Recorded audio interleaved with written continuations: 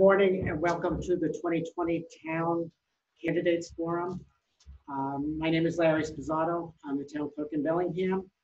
And have lots of challenges this year, as you can imagine, but we wanted to still have a forum so that candidates could speak with people and so they could get to know them a little bit.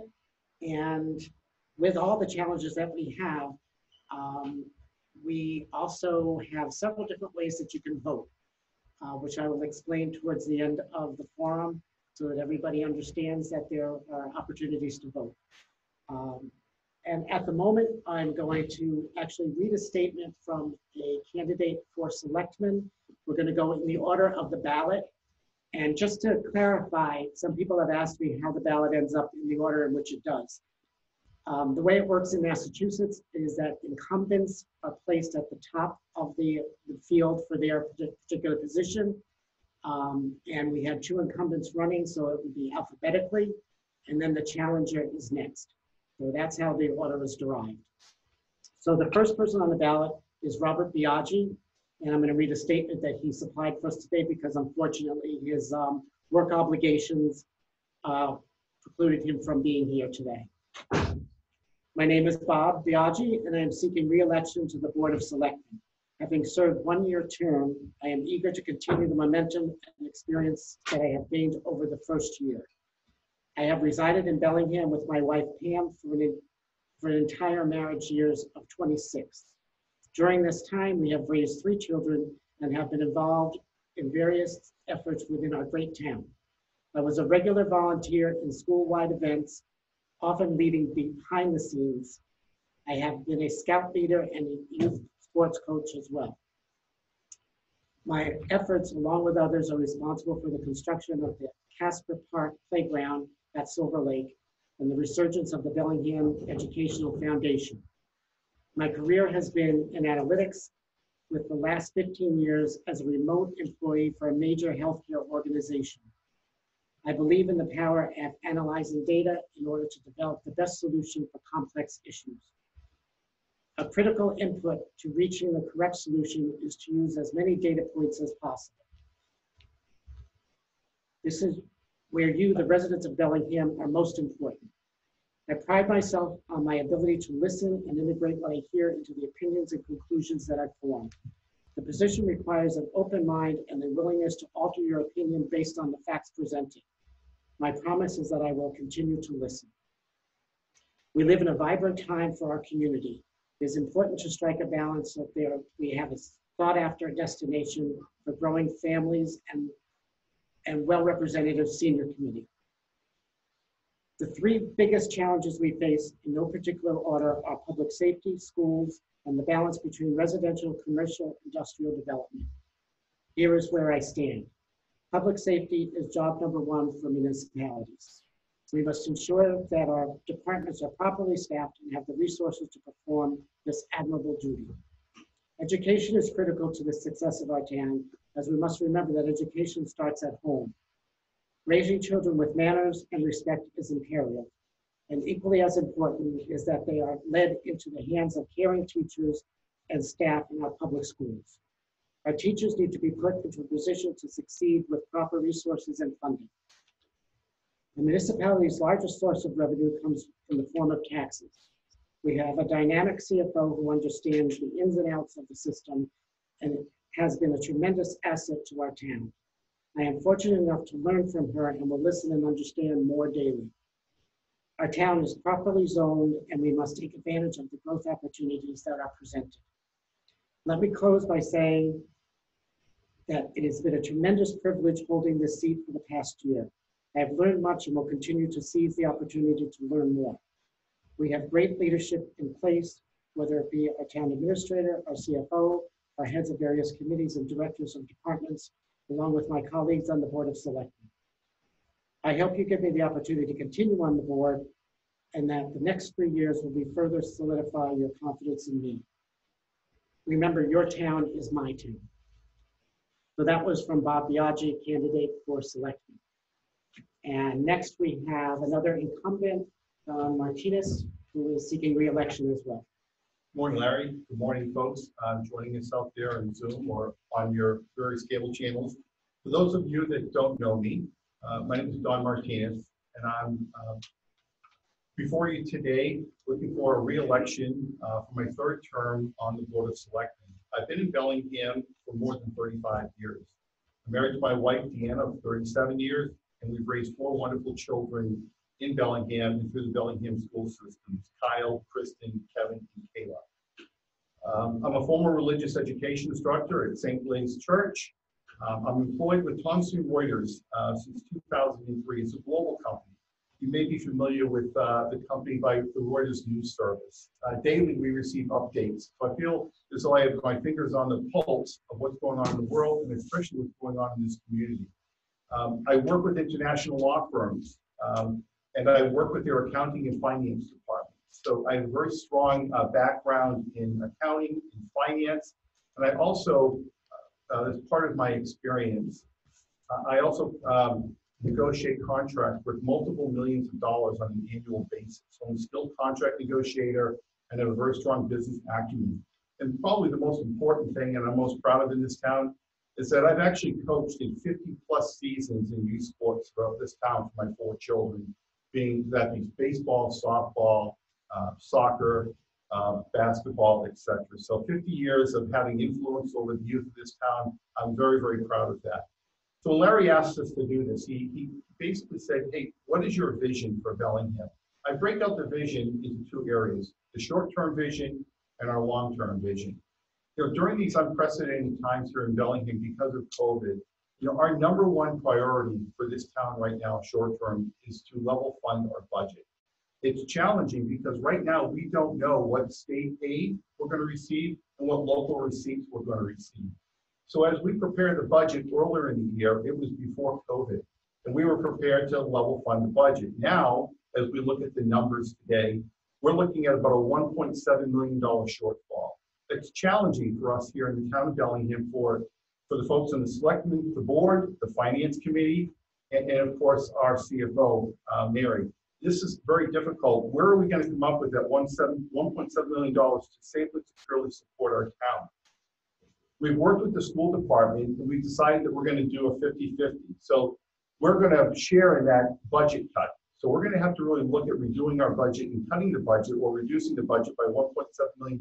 So about $800,000 is going to come out of the school committee's budget, and the remaining, I guess, $900,000 or so is going to come out of the town's. So expect there's going to be reductions, and we're discussing them with every single department. So short term, we really have to work real hard at funding the budget, making sure that we provide safe, secure environment for Bellingham and continue on for services. This is no easy task. As a selectman for 6 years, and with a strong business acumen, I feel I have the experience to help the finance committee, to help our CFO, to come to town meeting with a level funded and an appropriate budget. I just want to talk a little bit about the school budget for a second. I know we have an override coming before us in this next election. So the schools are preparing 2 budgets. One budget if the override is approved, and one budget if the override is not approved. If the override is approved, the schools will still be short $700,000 just to maintain their level services today. If the override doesn't, they're going to be short $1.5 million. That's just to fund where we're at today. That doesn't mean we can have new teachers, new services, et cetera, that the school committee was trying to get from the town. Our budget is big and it's challenging. It's approximately $60 million.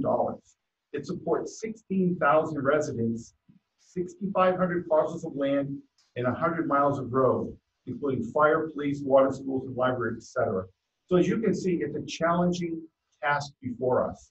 And having the experience and understanding each of the line items that go into the budget, I feel we're going to make the appropriate cuts without sacrificing services in the town. Some things may change. They're going to have to change, but you need leadership in this town to really manifest and help support that change.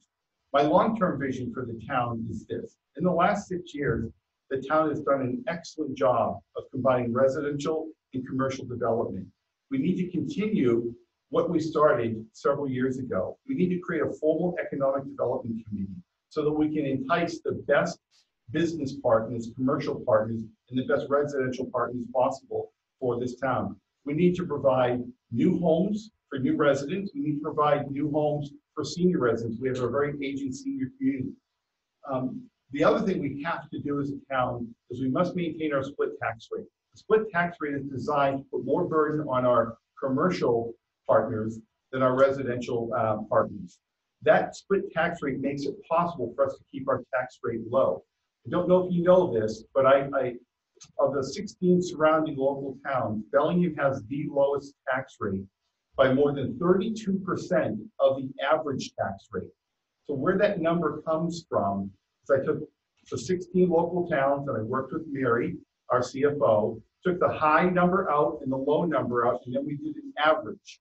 The average, our rate is 32% lower, yet we still continue to provide outstanding services, build new police stations, new water treatment facilities, etc. So what I want to talk about now is the good, all right? The good is we're prepared very soon to start a $2 million project to revitalize the town center. We received a $1.6 million MassWorks grant. Our Board of Selectmen and our town planner, we've worked very hard to get that $1.6 million of the $2 million. We're now working very hard on working with the developers to offset that, the difference of $400,000. And we want to do this without impacting your tax rate. So it's not easy to do. This town, if you think about it, we've never had a 2.5 override in this town in the history of Bellingham. Yet we've been able to provide amazing services, clean drinking water, a great police station, a new police station, a fire department that's one of the best in the area by far, all under that 2.5 override. But at some point, folks, we're going to have to make some changes. We need to support our school systems too. I don't have children in the school system anymore. The school systems have done my children well. With 4 children going through 12 years, or actually 13 years of school, from pre-K all the way through to high school and now going on to college, I can't personally turn my back on the school system. And I will not do that either. Just because it's not my backyard doesn't mean I don't support it. So focus on the good. I mentioned we built a new police station in the last few years. We have a new water treatment facility. We have full pre-K to 12. We have a thriving library. Many other towns only have regional libraries. We have a thriving senior center, senior tax work-off program, up to $125,000 annually, senior discounts on water and trash. And as I mentioned, the recent commercial development, it helps to keep our tax rate low. We don't lack energy on this board. We have many obstacles to overcome. The board and I are very, very busy. Like no other surrounding towns, we provided daily COVID-19 information updates via Zoom. We met on a daily basis as a team to understand the impact of COVID having on our town. We're working very closely with the appropriate resources to securely open up this town so we can get back to where we were just a few months ago. We're lucky to live in a town like Bellingham, where people are passionate. People love living in this town. We're also very lucky that we have clean drinking water. And we develop logical plans with our commercial business partners. You take, for instance, what's going on over the Lincoln properties. It's an outstanding property, and we're very fortunate to be working with those type of developers to keep our tax rate low and to provide new jobs in the town. We need to continue to support parks and recreation for all citizens. We need to expand our senior center as we have a growing and aging community. We need to build a new DPW facility. We need to continue to repair and improve our roads. In closing, I ask you for your confidence to re-elect me for another 3 years. I've learned a lot about the town of Bellingham. I've been here again for 35 plus years. I love this town. We're passionate about this town. We're not going anywhere as far as my family is concerned. And one last thing, I've been pushing hard for a dog park. I want a dog park in this town like there's no tomorrow. We're going to find a way to put a dog park without impacting any other facilities in this town. So thank you for your time. I appreciate your confidence, and I look forward to serving you for another 3 years. Thank you, Don. And now I'd like to introduce Kelly Grant, who is also a candidate for the Board of Selectmen. Good morning, and thank you for having me on today.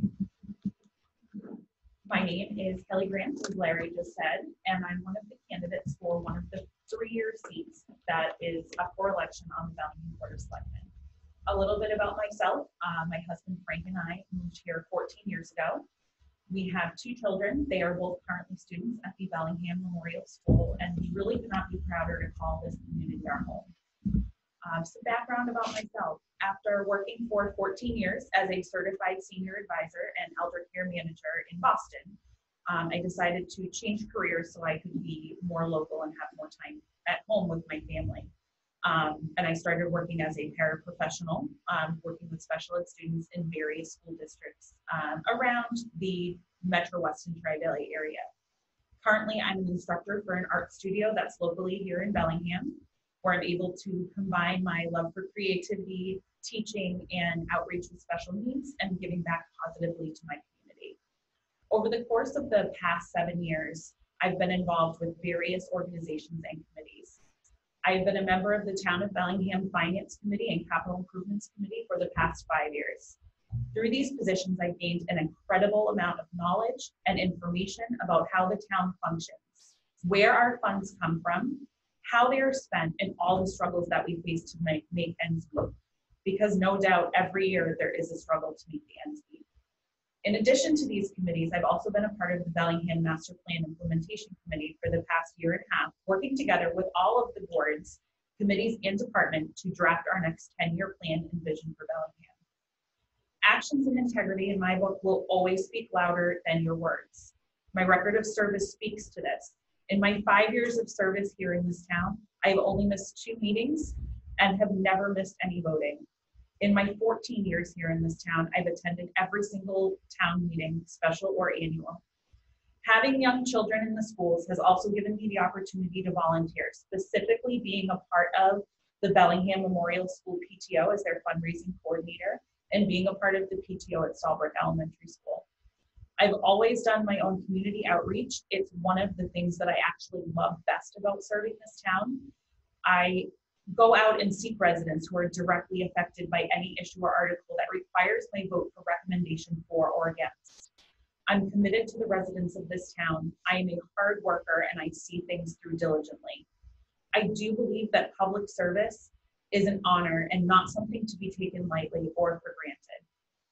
Over the years, I have met with and worked with the incredible and hardworking departments throughout this town who truly keep us running, even though most of their budgets have continually been level or underfunded. Now more than ever, we need strong leadership to help guide us through. And as a member of the Finance and Capital Improvement Committees, I make my decisions based on facts and numbers. Knowledge, accountability, and commitment that I have to work for the residents of Bellingham. I support the democratic process that is allowing the school committee to put the Proposition 2.5 override question on the ballot, and I support allowing the residents of Bellingham to have a voice in the decision to increase their taxes. As a parent having 2 young children in the school systems, it is something that I am for and will be voting for. It will directly have an impact on my students as well as the rest of the students in the town to at least be able to level fund their budget. Underfunding the budgets continues to be an issue that we struggle with as town. Police, fire, schools, and DPW continue to be the most underfunded budgets in my opinion. And if you look at the numbers, those budgets continually make up an average of 59 to 60% of the budget in total each year. But even though the operating costs increase, their budget stays the same. I support the small local businesses here in town. The pandemic has really taken a toll on a lot of our small businesses, and what some of the residents might not know is what Mr. Martinez spoke to is our tax rate here in town is low because these businesses help us to defer those costs. Businesses here in town make up 35% of our tax revenue, and without those businesses, it directly affects our bottom line. So we need to do whatever we can to help them. I really support finding ways to help our students and our school district, and support finding ways to help our seniors and the needed renovations that they have for their senior center. I've had the opportunity throughout these last couple months to be part of some Zoom initiatives with the seniors and play bingos and have happy hour, and it's apparent more than ever how active their center is, and they really need those funds as well. I have been a strong supporter of infrastructure improvements and hope that we can find ways to start and support these much needed projects. As Mr. Martinez mentioned, the DPW garage is something that has been brought up every single year since I've been on this board. And if you go by and look at it, you will see that we desperately need some new updates to infrastructure and our roads. In closing, I would like to say that as I said before, it is truly an honor to serve this town and to get to know its residents. I am ready to serve Bellingham in a larger capacity. I have a lot of energy. I cannot wait to continue serving this town, as it's been one of the highlights for me here in living in this community. And I hope that I have the opportunity to continue to earn your vote on June 9th.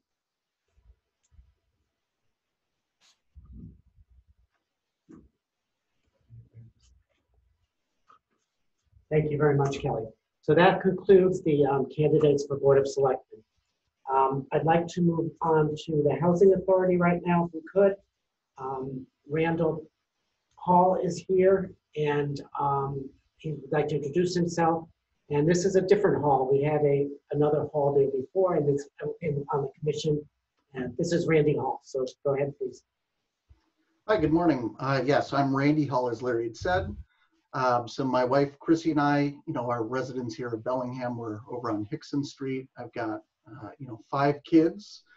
So we have kids in the school system and everything else. I've been pretty involved with doing some coaching, both with baseball and soccer in town. And, this is the town that we're planning to stay. So everything that's happening here in town is going to be very important to us for many years to come. I've been a financial advisor at Northwestern Mutual for 21 years. My wife makes fun of me all the time. She says I'm a big geek because I've got 7 designations. So that literally means that I have more letters after my name than in my name. So I'm looking forward to, just taking some of the different analytics and, some of the different things that I've learned in my professional career and applying them, to working within the housing authority. So that's really it. So again, look forward to, starting to work with everybody here coming up here soon. Thank you very much, Randy. And we also have a candidate for Housing Authority. Joseph Blewett is also on Zoom. Joe, would you like to introduce yourself?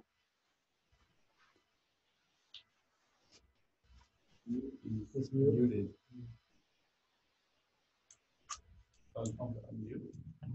Can you hear me now? Yes, that's good. Okay. My name is Joseph Blewett III, and I'm currently running for the Housing Authority. I have lived most of my life in Bellingham, 57 years, and I am from the class of 1982. Upon graduation, I went into the Army and served for 12 years. And I achieved the rank of E6, which was Staff Sergeant. I moved to Brookfield, Massachusetts because I got married, and I became a call firefighter. And then upon having my father get sick, I ended up moving back to Bellingham. We always return to our roots, I guess. And I was here for taking care of my father. I am currently disabled, and I belong to the senior center. And I realize what a lot goes on with our seniors today.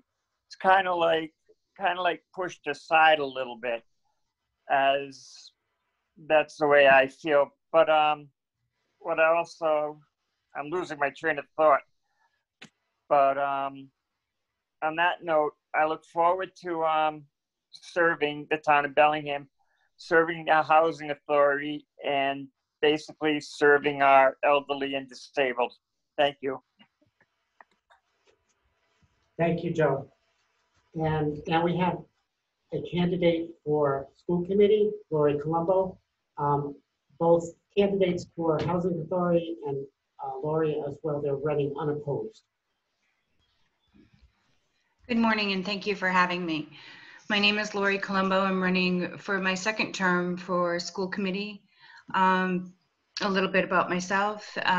Collectively, my husband and I have been here in the town of Bellingham for 19 years. We moved here in 1998, moved away in 2000 because we outgrew our home, and then came back in 2002 after having my third child. All three kids have gone through some of the school systems. I will admit that two of my children have graduated from BVT, and my youngest from Bellingham High School. The reason why two of them went to BVT is their own direction, own interests, and for my oldest, it was because she wasn't challenged enough. I have a gamut. I have my oldest, who is very astute and AP honors, to my middle, who struggled and prevailed, but she studied a lot and graduated with honors. And my youngest, who academics was not his favorite. He was more of a hands-on and maybe should have gone to BB2 rather than the other two. I have been in and out of the school systems since the kids were inducted into elementary school, as a room parent, as a special reader during class, to going to many PTO meetings, to being the president of the PTO meeting, president of the PTO at the middle school, to a board member for Bellingham Educational Foundation, and decided that I wanted to take it a step further and really be a significant part of our school system and our kids' education. And that's why I ran for school committee. A little bit about my background. I am paralegal by trade, worked for many years as paralegal and top sales for Bose Corporation until I had my youngest, and then retired from Bose and went back in 2007 to a small law firm out of Natick, and just last year joined the firm of Doherty, DeGan, Cannon, Raymond and Wheel in Franklin, and have been there ever since. The challenges that we have this year, especially with before the COVID-19, was, as Ms. Grant and Mr. Dean Martinez stated, that our town is in trouble financially. In order to fund all assets of the town, we need help. And now with the COVID, we're looking to cut more positions, technology, like administrative staff. And this is just not going to help our students with their academic achievement and the progress for this town. So I'm asking, with a lot of work and a lot of help, and to help our superintendent and administrative staff for the schools to work through this crisis another 3 years as school committee member. It would be my honor to serve this town. And I thank you very much. Thank you, Lori. And next up, first I just wanted to mention that there's a couple of people who were unable to attend. Library trustee candidates, Laura Howard and Jean Babin. There are 2 positions available, and there are 2 candidates, so they are actually unopposed as well. And I have 2 statements from 2 gentlemen that are running for re-election to the planning board that I will read to you. I'm holding the mic, so it's kind of a balancing act here. This one is from William O'Connell, Bill O'Connell, who is running once again for re-election. And he is sorry that he cannot be with us today. For those of you who know me, my name is Bill O'Connell, and I am running for re-election to the Bellingham Planning Board. Since I moved to Bellingham over 35 years ago, I've had the opportunity to be actively involved in the town by being elected and appointed to various town boards. I've also been an active member of the Bellingham Lions. I have been on the Bellingham Planning Board for the last 6 years, and I am currently its chairman. As Bellingham moves forward, smart growth will be critical in order to maintain the future stability of our tax base, which is needed so that we can continue to receive the high quality of services that we have come to expect in the town. Good luck to all of the candidates in the upcoming election, and I ask for your continued support. Thank you very much for your time and attention. Please stay safe and well. And the next statement is from Phil Devine, who is also running. He was appointed to the planning board last year to fulfill a term, and now he's running for a 2-year term. I apologize for not being able to attend this morning due to a work commitment. I consider myself as pro-housing and pro-development. I would like to grow the tax base while addressing the concerns of our current residents. I have enjoyed serving on the planning board for the last 3 years as an alternate and lately as a full voting member. I have lived in Bellingham for the past 15 years with my wife and 2 kids who are currently attending our middle school. I would appreciate your vote on June 9th and stay healthy. So that's all we have for the candidates right now. But I did want to thank them for all running. It's important to the town to have people running to fill the positions. And it's nice that we do have one race this year in the for Board of Selectmen. So I would encourage people to run. I know people have a lot of comments and a lot of opinions.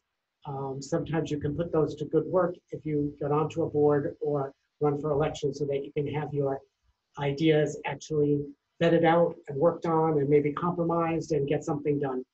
So thank you again to all the candidates who are running. And our last segment will be for the Prop 2.5 override. We have Michael Reed here, who is the chairman of the school committee, and he will talk in favor of the Prop 2.5 override. It is a first time ever for Bellingham, so I hope that people do understand what it means and what the 2.5 refers to and so on and so forth.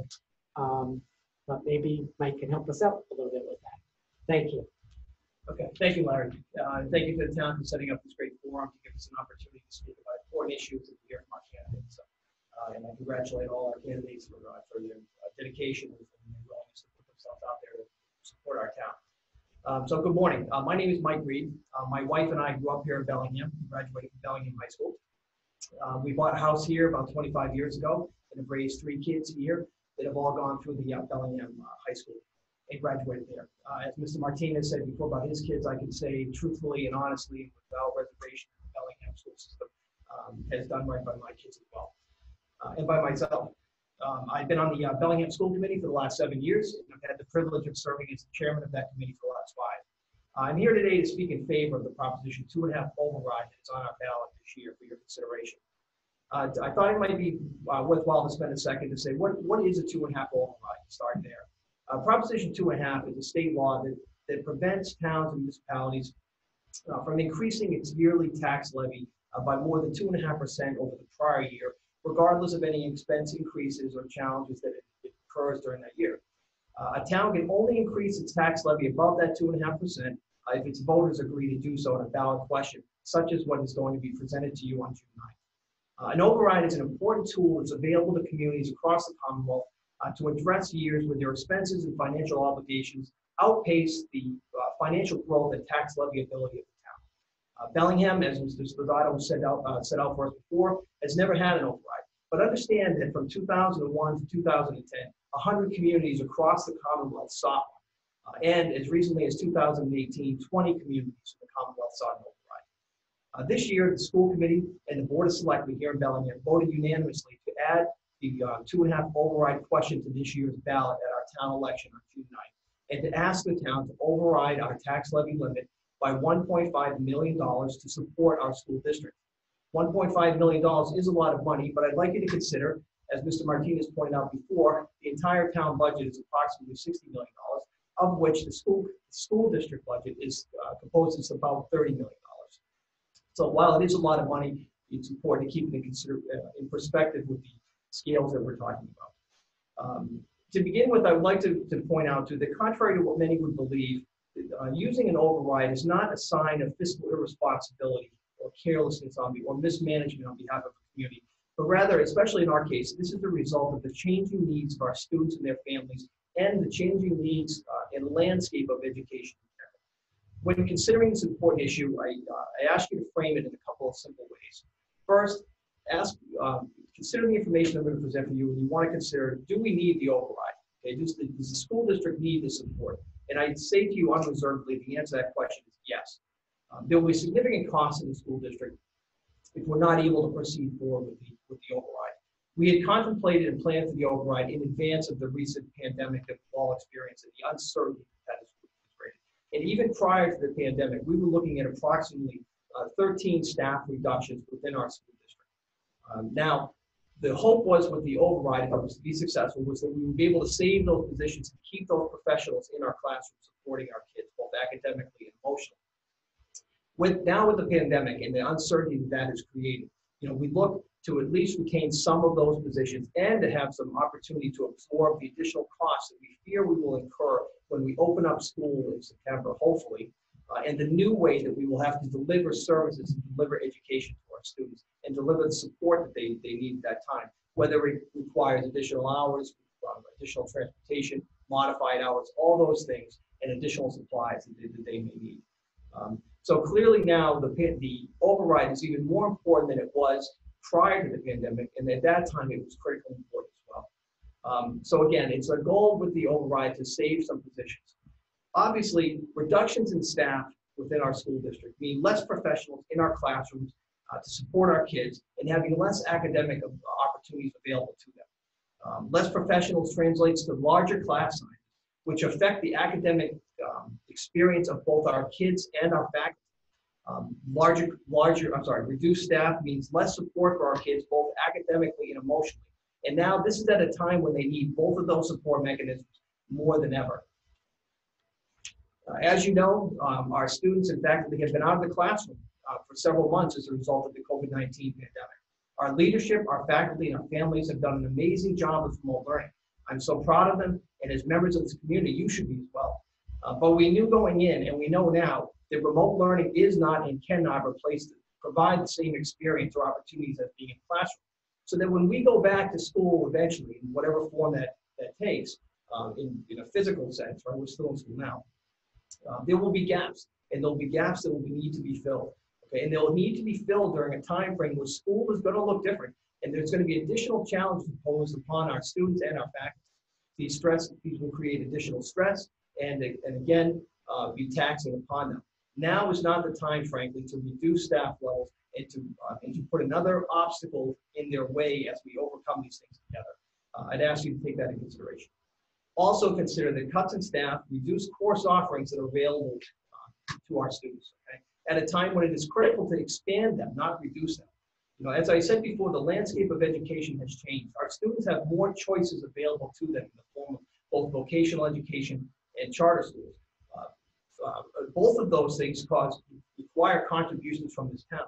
Our contribution alone last year to the charter school system was over $2 million on behalf of the town of Bellingham. My position is let's make an investment in our community to create programming to attract and retain more students within our district so that those students will stay here and we will have less expense associated with them going to study, taking advantage of other resources. And so again, these are important resources that we need to invest in, and they're critical now more than ever. The second question you must ask yourself when considering whether an override is appropriate is, has the school district and has the town managed itself efficiently? Have we done everything we can to avoid having to come to you to ask for money? And again, I say to you unreservedly, the answer to that question is yes. Over years, we have been creative. We have been downright frugal. We have negotiated fair contracts with our unions. We have reduced staff. You'll see that if you look at our budget planning, that over the last 5 years, we've reduced staff by approximately 30 people. Okay, that's a large percentage in a small town of people. We have taken dramatic and creative steps to try to maximize efficiency and capture the economies of scale within the district. We've done things like moving the 8th grade from the elementary, from the middle school structure to the high school building to maximize efficiency. We moved our 4th graders from the elementary school to the Memorial Middle School. We made a significant investment in the Keogh Memorial Academy to renovate it in order to provide important therapeutic services to some of our students and avoid having to send them out for expensive out-of-district placements to other areas. That program has been so successful that we're able to draw students from other communities who pay tuition to Bellingham and help offset some of their expenses. That's another step that we've taken. We've implemented bus fees and made our bus routes more efficient. We closed Macy School, my school, the school that my children went to. It was a tough decision, but I voted for it because I knew it was the right thing to do, just as I know that the override is the right thing to do now. If that is not enough, consider that the most recent data issued by the state shows that our per pupil spending is nearly $1,000 less than the state average. This is despite the fact that our community has larger than average percentage of what are called high need students. High need students are students described or defined as having either a disability, English may not be their first language, or they've been classified as economically disadvantaged. This is important because high need students, as you would expect by the title of the designation, have more needs and are more expensive to educate and require more services. So we have higher need students by population than most communities, but yet our average community spending per pupil is less than an average community across the state. That math does not and cannot work in the long run, as you can imagine. All right, the last question is, do we need it now and why? We've made it all these years without having an override, right? And so, and to our credit, and again, I don't see that as a sign of good or bad, it just is. The landscape has changed. That is why we need it now. Recent years have shown an explosion in the social emotional needs of our students. Students, our community, like others, have seen more special education needs and more social emotional needs than ever. We're seeing increased hospitalizations of our students. And yes, I use the word hospitalizations, okay? Increased mental health issues, increased inability to manage stress. To assist our students with in these areas requires appropriate staffing and in some instances referral to expensive out-of-district programs, which of course we're happy to do and we know it's important to do. But again, it's a significant part of the resources needed by our school district. These services are expensive and they've grown exponentially in recent years. The other important change to the playing field, as I described before, was the implementation and expansion of charter schools. Now again, charter schools don't just affect Bellingham. They're not just pulling kids from our town. I don't want anyone to think that. But they are taking away significant funds that would be available to our town to provide other services and to educate our children.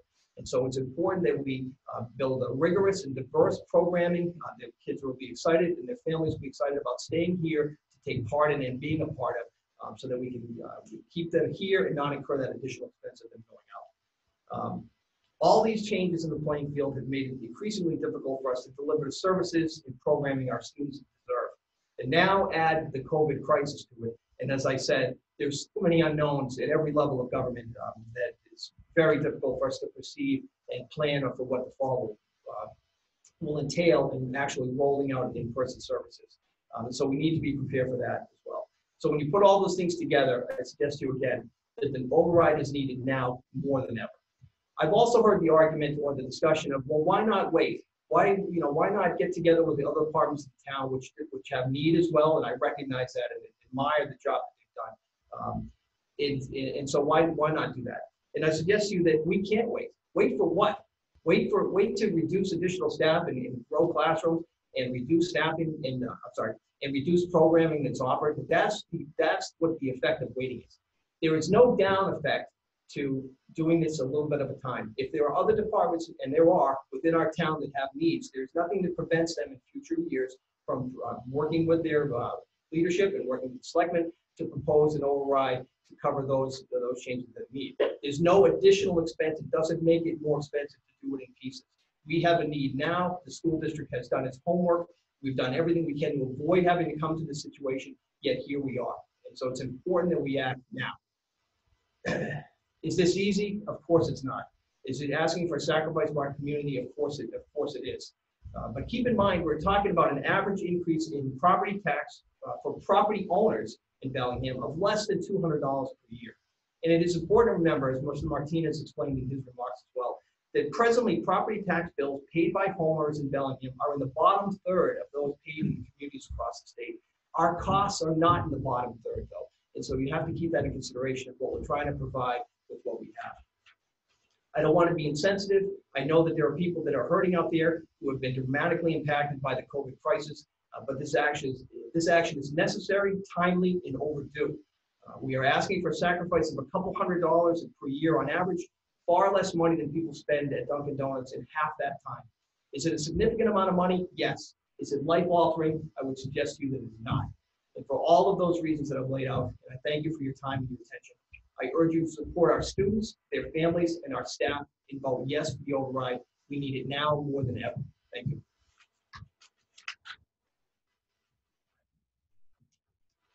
Thank you very much, Mike. And in the interest of fairness, I just want to mention that we did seek out opposing views.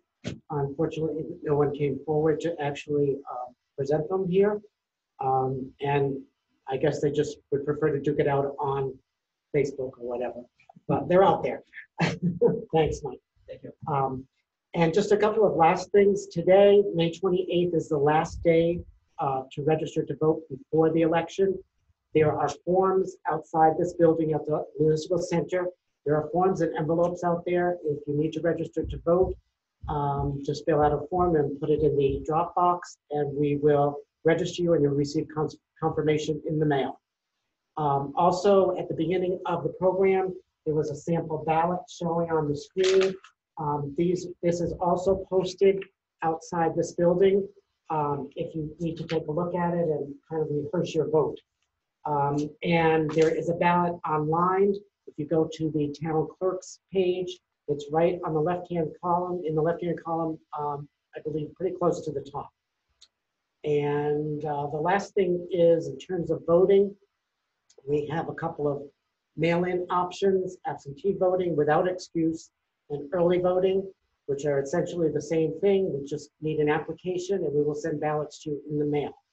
If you want to apply, please do so as soon as possible, because we have to rely on the mail service for delivery back and forth of applications and ballots. So we can't not control that. So the sooner you do it, the better.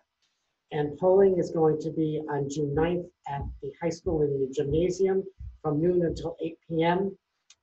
We will make every attempt to keep things safe and comfortable for people. If you do not feel comfortable, please seek out one of the voting options by mail. And all you have to do is send in an application and we send the ballot to you. So if you're uncomfortable at all about going to the polls, then please, I would suggest that you vote by mail. And thank you very much for listening. Thank you all to all of the candidates. Again, we appreciate that people are running. And as I always say, and I will continue to say it, please get out and vote. More difficult this time, but not really, because you can vote by mail pretty easily. And understand when we talk about finances that it costs the same amount of money for the town, whether 50 people vote, 500 or 5,000. So we have to do all the same steps, and we have to expend all the financing the same way. So get your money's worth and vote, and thank you very much. Thank you, Larry. Thank you, Larry.